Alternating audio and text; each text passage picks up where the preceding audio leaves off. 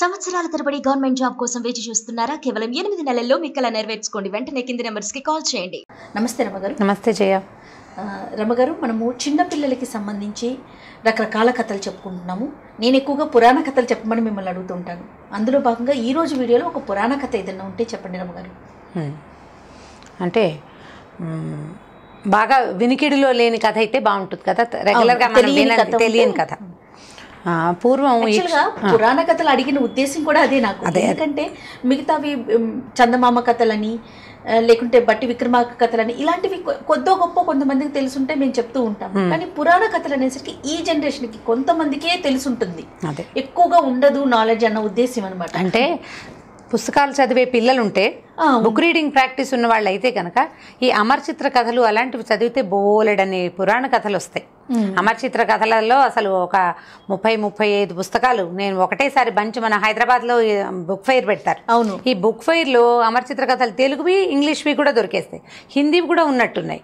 ఆ మొత్తం బంచ్ అంతా తెచ్చుకుంటే ఒక మొత్తం ఫుల్ బంచ్ కొన్నాం అనుకోండి, పిల్లలు ఒక రోజులో ఒక పుస్తకం చొప్పున చదివేస్తారు. కానీ చాలా జ్ఞానం తెలుస్తుంది, చాలా విషయాలు బ్రీఫ్గా మొత్తానికి కథ తెలిసిపోతుంది. బాగా అంటే చిన్న చిన్న విషయాలు లో సంగతులు తెలియకపోయినా ఓ రాజు ఆయన ముగ్గురు కొడుకులు అలాంటి వివరం మాత్రం చక్కగా తెలుస్తుంది. మా పిల్లలు కూడా అవే చదివేవాళ్ళు. మంచి కథ అంటే మొదట మేము మా చిన్నప్పుడైతే మీ దగ్గర చందమామ అయిపోయిందేమో, మీరు వచ్చే నాటికి చందమామ లేదు, మా దగ్గర చందమామ ఉండేది. మేము పురాణ కథలు ఈ విక్రమార్క కథలు అన్నీ చందమామల్లోనే చూసుకునేవాళ్ళం.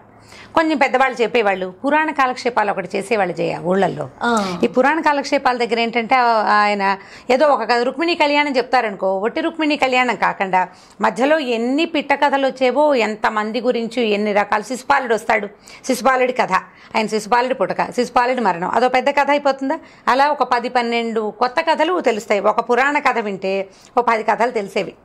చిన్నప్పుడు వేరే కాలక్షేపాలు లేవు. ఎప్పుడైనా ఊళ్ళలో మరి జరుగుతున్నాయి అంటారా పురాణ కథలు? ఇప్పుడైతే నాకు తెలిసి మాకు తెలియదు పురాణ కథలు తక్కువ, ఇప్పుడేం లేవేమో మరి. మా చిన్నప్పుడు అంటే జరిగేవి భాగవత్ సప్తాహాలని అవన్నీ ఇవన్నీ ఉండేవి. ఇంకప్పుడు కాలక్షేపాలు లేవు. అప్పుడోటి సినిమాలు చూసేవాళ్ళం, రేడియో ఉండేది, టీవీ అసలు లేనే లేదు కదా. ఇది లేకపోవడంతో ఖాళీ టైం అంతా ఏం చేస్తాము, ఇక అవి వినేవాళ్ళం. సాయంకాలం పూట చీకటి పడ్డాక పురాణ కాలక్షేపం జరిగేది. ఈ పురాణాల్లో ఒక కథ చెప్పడం మొదలు పెడితే 10 కథలు వస్తాయి, బాగుండేది. అయితే ఇప్పుడు మన పురాణ కథకు వద్దాం. పూర్వం ఇక్ష్వాకు వంశానికి చెందినటువంటి నిమి అనే ఒక చక్రవర్తి ఉండేవాడట. మనం శిబి కథ విన్నాం కదా, ఇలా చిన్న అక్షరాల పేర్లు అప్పుడు కూడా పెట్టుకునేవాడు. ఈ నిమి చక్రవర్తి ఏం చేశాడంటే, ఈయన చాలా ధర్మాత్ముడు, కొంచెం మృదు స్వభావి, తొందరపాటు తీరు అది ఏమి లేదు. తపస్సు చేసుకునేవాడు, ఆయన అంతటా ఆయన ఏదో జపం చేసుకునేవాడు, కొంచెం శ్రద్ధాళు అయిన రాజు. అయితే వీళ్ళకి ఇక్ష్వాకు వంశానికి ఎప్పుడూ కులగురువు వశిష్ఠుడేనట.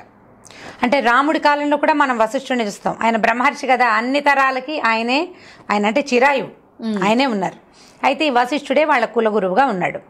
ఉంటే ఈ నిమి చక్రవర్తి ఒకసారి దేవీ యజ్ఞం, పరాంబికా యజ్ఞం చేయాలని సంకల్పించాడు. దేవి యజ్ఞం అంటే పూర్తిగా అమ్మవారికి సంబంధించిన ఒక హోమం, పెద్ద యజ్ఞం చాలా ఉంటాయి. ఒకటి అంటే ఒక కుండం పెట్టకుండా 5-6 కుండాలు పెట్టి రకరకాల దేవతల అమ్మవార్లన్నీ ఆవాహనం చేసి చాలా పెద్ద తతంగం అనమాట. ఇది చేయాలనుకుని వశిష్ఠుడికి చెప్పాడు, నేను పరాంబిక యజ్ఞం చేయాలనుకున్నాను, కాబట్టి నువ్వు మా కులగురువి కదా, నా దగ్గరుండి నన్ను చేయించమన్నాడు. చేయించమనేసరికల్లా ఈ వశిష్ఠుడు అన్నాడు, నువ్వు లేటుగా చెప్పావు, ఆల్రెడీ ఇంద్రుడు కూడా ఇదే దేవి యజ్ఞాన్ని చేయటానికి సంకల్పించాడు, నన్ను రమ్మన్నాడు, కాబట్టి నేను ఇంద్రుడి దగ్గరికి వెళ్తానన్నాడు. అనేసరికల్లా ఇతను నిమన్నాడు, అదేమిటండి మీరు మా గురువు, మా కులగురువు, నా యోగక్షేమాలు మీకు ఇంపార్టెంట్, ఇంద్రుడు చంద్రుడు ఏమిటి, పేరు కోసం కదా మీరు ఇంద్రుడి దగ్గరికి వెళ్ళేది ఎందుకు, అతనికి మీరు కులగురువు కాదు. అక్కడ బోల్డ్ మంది ఉన్నారు, బృహస్పతి అని వాడని ఇంకోటి చాలామంది ఉన్నారు అక్కడ పెద్దవాళ్ళు, మీరు వెళ్ళకపోయినా పర్వాలేదు, కానీ నేను చేసే చోట నా కులగురువు, నా ఇంటికి గురువు, నా ఇంటి పురోహితుడు నా దగ్గర ఉండాలి కదా, మీరు వెళ్ళొద్దు అని అనేసరికల్లా ఈ వశిష్ఠుడు ఒప్పుకోలేదు. ఒప్పుకోకుండా, నేను ముందే మాట్లాడాను, అతను ముందు అడిగాడు, నువ్వు ముందు అడగలేదు, నువ్వు నాతో చెప్పి సంకల్పించుకోలేదు, ఇప్పుడు నువ్వు ముందు నన్ను అడగాలి, గురుగారు హేమం చేద్దాం అనుకుంటున్నారు, మీరు ఖాళీగా ఉన్నారా, నువ్వు నన్ను అడగాలి, నువ్వు నన్ను అడగలేదు, అడగకుండా నీ అంతా నువ్వు డిసైడ్ చేసుకుని చెయ్యంటే ఎలా కుదురుతుంది, నాకు కుదరదు, నేను ఇంద్రుడికి మాట ఇచ్చాను, నేను మాట తప్పనని ఈయన కాస్త స్వర్గానికి వెళ్ళిపోయాడు ఆ హోమం చేయించడానికి. ఈ నిమికి సంకల్పం చేసాము మానకూడదు అనిపించింది అతనికి. ఓకే, గురువు వచ్చేదాకా వెయిట్ చేయకుండా ఏం చేశాడు, గౌతమ మహర్షిని, ఈ గౌతముడు ఎవరంటే శ్రీరామ కథలో మనకి అహల్య గౌతముడు కథ వింటుంటాం. అవును, అహల్యకి శాపమోచనం కలిగించాడు శ్రీరాముడు. ఆ అహల్య తాలూకు భర్త అయిన గౌతమ మహర్షి ఉన్నాడు అప్పటికి. అయితే ఈయన ఏం చేశాడు, ఈ నిమి ఆ గౌతముని పిలిచి, అయ్యా నేను ఈ ఫలానా యజ్ఞం చేయదలుచుకున్నాను, మా గురుగారు ఖాళీగా లేరు, మీరు ఇక్కడ నా దగ్గర ఉండి నాకు ఈ హోమం చేయించండి అంటే ఆయన ఒప్పుకున్నాడు. అడిగితే ఆలస్యం, అడగటమే ఇంకా అంతకంటే రెండోది లేదు, ఆ రోజులే అలాంటివి. ఆ గౌతముడు వచ్చి హోమం చేయించడం మొదలుపెట్టాడు. అంటే ఇదంతా వచ్చి స్టార్ట్ అయ్యేసరికి కొంత టైం పట్టింది. ఈ లోపల అక్కడ ఇంద్రుడి హోమం జరుగుతూ ఉంది. వశిష్ఠుడు అక్కడికి వెళ్ళాడు. ఈ హోమం సగంలో ఉండగా, నిమితాలకు హోమం సగంలో ఉండగా వశిష్ఠుడు అక్కడ హోమం ముగించేసుకుని స్వర్గంలోది తిరిగి వచ్చేసాడు. వచ్చేసి సరే ద్వారపాలకుడు చెప్పాడు, నేను వచ్చానని మీకు చెప్పమంటే పగలల్లా హోమం దగ్గర కూర్చున్నట్టు ఆయన కళ్ళు మంటలు పుడతాయి, సాయంకాలం అయ్యేసరికి కాసేపు నిద్రపోవాలి, రాత్రే అయ్యి ఉంటుంది. ఆయన పడుకున్నాడు. పడుకునేసరికల్లా ఈ సైనికుడు అన్నాడు, అయ్యా రాజుగారు నిద్రపోతున్నారు గురువుగారు, మరి కాసేపు ఆగి లేపుతాను, ఇప్పుడు నిద్రలో లేపడం కష్టమండి, ఈయన పగలల్లా హోమం దగ్గర కూర్చున్నాడని చెప్పాడు. గురువుగారు వెయిట్ చేశాడు. ఎంతసేపు వెయిట్ చేసినా ఈ నిమి లేచి రాల. సైనికుడు ఆయన లేచి వచ్చినప్పుడు వస్తాడని చెప్పాడు, కానీ నేను లేపుతానని చెప్పలేదు కదా. రాజును లేపే ఇది ఎక్కడ ఉంటుంది సైనికుడు, అవకాశం ఉండదు. ఆయన లేచేదాకా వెయిట్ చేశారు వాళ్ళు. ఈ లోపల ఈ వశిష్ఠుడు కాస్త ఒళ్ళు మండిపోయింది. దుర్మార్గుడా, నన్ను ఇంతసేపు ఇక్కడ వెయిట్ చేయిస్తావా? ఒకటి నేను లేకుండా నువ్వు హోమం మొదలుపెట్టావు, గురువు కోసం వెయిట్ చేయవా నువ్వు? పైగా నన్ను వెయిట్ చేస్తున్నావు, ఇప్పుడు నన్ను ఇక్కడ నుంచునేలాగా చేసావు, నీ దేహం పతనం అయిపోతుంది అని శపించాడు. ఈ శాపము, ఈ ఘోషణ విన్న ఈ శబ్దానికి ఈ నిమి చక్రవర్తి నిద్రలేచి బయటకు వచ్చేసాడు. వచ్చి చూసేసరికల్లా తెల్లబోయాడు. నువ్వు నా కులగురువి, నా మేలు కోరాలి, నా మేలు కోరి నా దగ్గర ఉండాలి, నా దగ్గర ఉండకుండా నువ్వు ఇంద్రుడి దగ్గరికి వెళ్ళి ఇప్పుడు నేను కాస్త ఆలస్యం చేస్తే, నువ్వు వెళ్ళిపోయినప్పుడు నేను నిన్నేం అనలేదు, నేను ఆలస్యం చేస్తే నన్ను శపిస్తావా, నన్నేం శపించావో అదే శాపాన్ని నీకు కూడా వర్తిస్తుంది పో అన్నాడు గురువుని. దాంతో ఈ వశిష్ఠుడు కాస్త వెళ్ళిపోయి గబగబా తన తండ్రి అయినటువంటి బ్రహ్మ దగ్గరికి వెళ్ళాడు. తండ్రి ఇట్లా అయింది, నిమి నేను శపిస్తే నిమి నన్ను ఇట్లా శపించాడు, అతనేమో పరాంబిక హోమంలో ఉన్నాడు, అతను అన్నమాట అన్నట్టుగా అయిపోతుంది. వాడు ఈయన ఋషి కానీ అవతలవాడు కూడా తక్కువ వాడేం కాదు, ఆయన గొప్ప రాజు, చాలా దయాళువు, చాలా శ్రద్ధాళువు, పైగా హోమంలో ఉన్నాడు, అతను అన్నమాట జరిగి తీరుతుంది.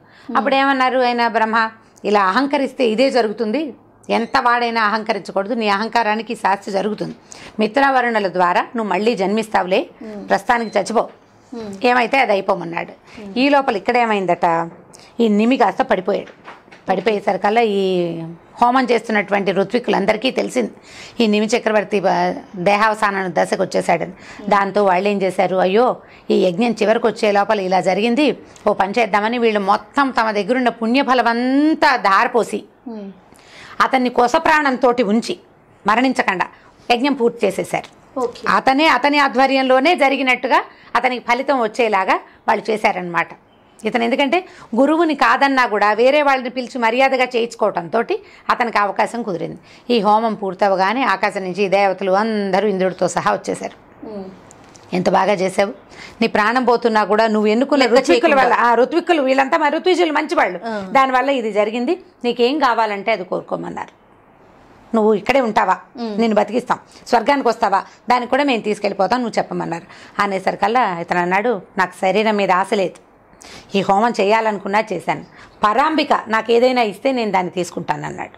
అమ్మవారు కూడా లలితాంబిక వచ్చింది, నీకేం కావాలని ఆయన అంటే, అమ్మ దేహం మీద ఆశ లేదు, కానీ నేను ఎప్పుడు ప్రాణుల కళ్ళల్లో ఉండేలాగా చూడు, మొత్తం ప్రపంచంలో ఉన్న ప్రతి ప్రాణి కంటి యందు నన్ను బతికిచ్చు, ఈ శరీరంతో బతకాలని లేదు నాకు అని చెప్పాడు. కంటి చూపులో ఉండేందుకు అవకాశం ఇచ్చిందట అమ్మవారు అతనికి. నిమి అతని పేరు. మనం రెప్పపాటని సంస్కృతంలో నిమిషము అంటారు, మనం మినిట్ని నిమిషం అంటున్నాం, ఆ నిమిషం అంటే రెప్పపాటు, సంస్కృతంలో దాని అర్థం అదే. దేవతల్ని అనిమిషులు అంటారు, అంటే రెప్పపాటు లేనివాడు. నిమిషము అంటే రెప్పపాటు. మన రెప్పపాటులో ఒక చక్రవర్తి ఉన్నాడు, మన కన్ను కదిలితే అతను కదిలినట్టు. అట్లా ప్రతి ప్రాణి, రెప్పపాటు లేని ప్రాణి భూప్రపంచం మీద ఉన్నది మనకు తెలిసిన చేప ఒకటే. మిగిలిన అందరికీ కప్పలతో సహా, కప్పలు, పాములు, అదిలేతి మిడతలు, చీమలతో సహా అన్నిటికీ రెప్పపాటు ఉంది. మనుషుల రెప్పపాట్లు ఎలాగూ ఉంటాయో ఈ రెప్పపాటుకి నిమి పేరుతోటి దాన్ని నిమిషము అని చెప్పారట. సో అప్పటి నుంచి ఆయన బ్రతికే ఉంటాడు, మన జీవజాలం ఉన్న నాళ్ళు ఆయన సజీవంగా ఉన్నట్టే అని అన్నమాట. ఆ కోరిక కోరుకుని తను చేసిన యజ్ఞానికి ఫలితంగా దాన్ని పొందాడు. అయితే గురువుని అతను కాదన్నాడు కానీ అవమానించే ఉద్దేశం లేదు అతనికి. ఆ ఉద్దేశం లేకపోవటం వల్లే అతను శాశ్వతంగా ఉండిపోగలిగాడు అనమాట. చాలా బాగుంది రమగారు. స్టోరీ కూడా కొంచెం కొత్తగా అనిపిస్తోంది. అదే. సో పిల్లలకి చెప్తే చాలా ఇంట్రెస్టింగ్ గాను అనిపిస్తుంది. ఒక విషయం 2 సాంస్క్రిట్ వర్డ్స్ కూడా తెలుస్తాయి. థ్యాంక్ యూ సో మచ్ రమగారు. నెక్స్ట్ వీడియోలో మళ్ళీ కలుద్దాం. ఓకే జయ. ఈ వీడియో కనుక మీకు నచ్చినట్లయితే లైక్ చేయండి, షేర్ చేయండి. మరిన్ని వీడియోస్ కోసం మా ఛానల్ని సబ్స్క్రైబ్ చేసుకోండి.